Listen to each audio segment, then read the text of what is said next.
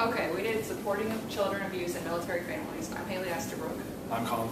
And I'm Brianna Williams.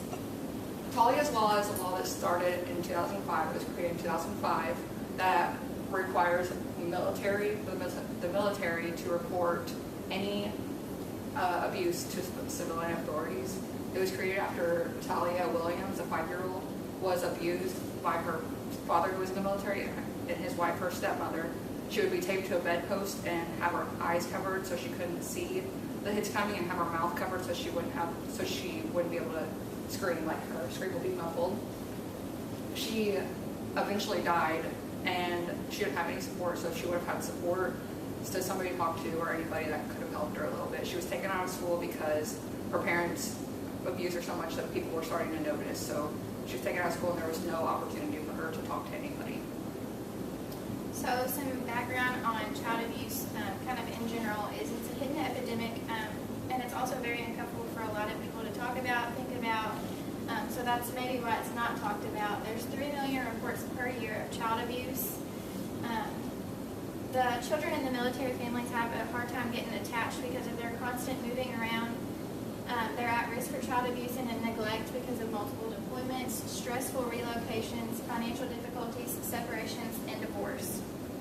The civilian cases of child abuse are outnumbering the CPS program both financially and in the people ratio. But with that being said, there are not all the military cases being reported because they are being outpaced. They are outpacing the civilian child abuse cases. So that's the problem that we're going to discuss, is that all those cases that are not being reported, we want to help the children of those families, so that because there's no support for children abused in military families. The connection with the society is that the abuse will continue. If the child is abused at a young age, it'll continue and affect the rest of its life. So it'll affect its achievement in school, and it could possibly lead to adult criminality. It could also, when the child's abused when they're younger, it could affect how they raise their children eventually, and their children are raised as well.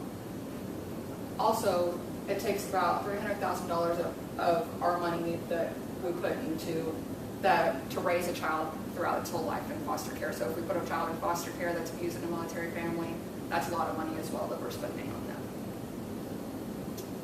The solution to this that we've come up with is called BRAT counseling. BRAT stands for Born, Raised, and Trained.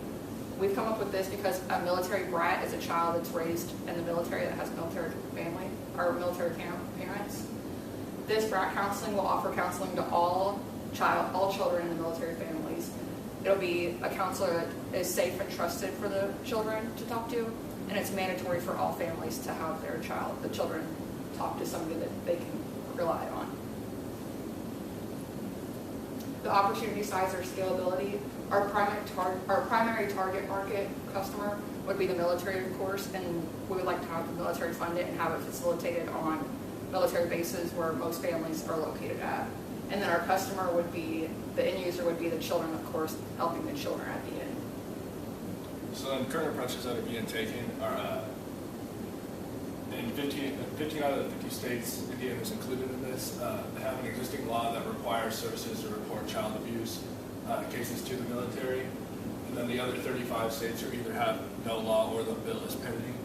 There's also a family advocacy program, or FAP, that has a goal of preventing, reporting, and treating child abuse in military families. But there is no FAP in Indiana right now, but the closest that we have is Fort Campbell in Kentucky. This is just a map of all the different states. The green ones are the ones with the law that is existing. The blue are ones that don't or have the bill pending, and then the gray don't have it at all. So what makes our BRAT counseling different from what's already being offered? What's being offered right now is CPS, and it's not solely targeted around the children. It's about reuniting families or helping the parents.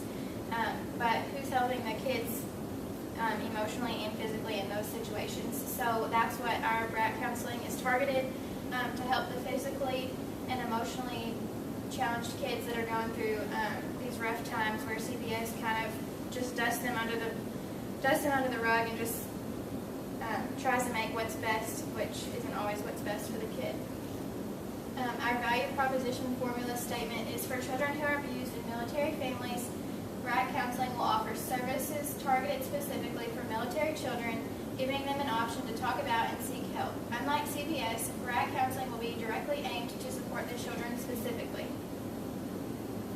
So some of the validation that we have, we got in contact with Lynn here. She's director of clinic and outreach divisions at the Vandenberg Health Services. And basically she told us that we didn't have any child deaths that were linked to military families in Indiana. But the rate of child maltreatment in military families has historically been half of the civilian rate. And then since 2003, the rate of child maltreatment in military families has outpaced reported civilian households. So then between 6,000 and 8,000 child abuse cases are reported each year in the military families, and it is believed that there are far more that are not reported. There are around 100 child abuse deaths in the United States, in United States bases in the last 10 years. And the reason why these aren't being reported is it could be career-ending for the military member.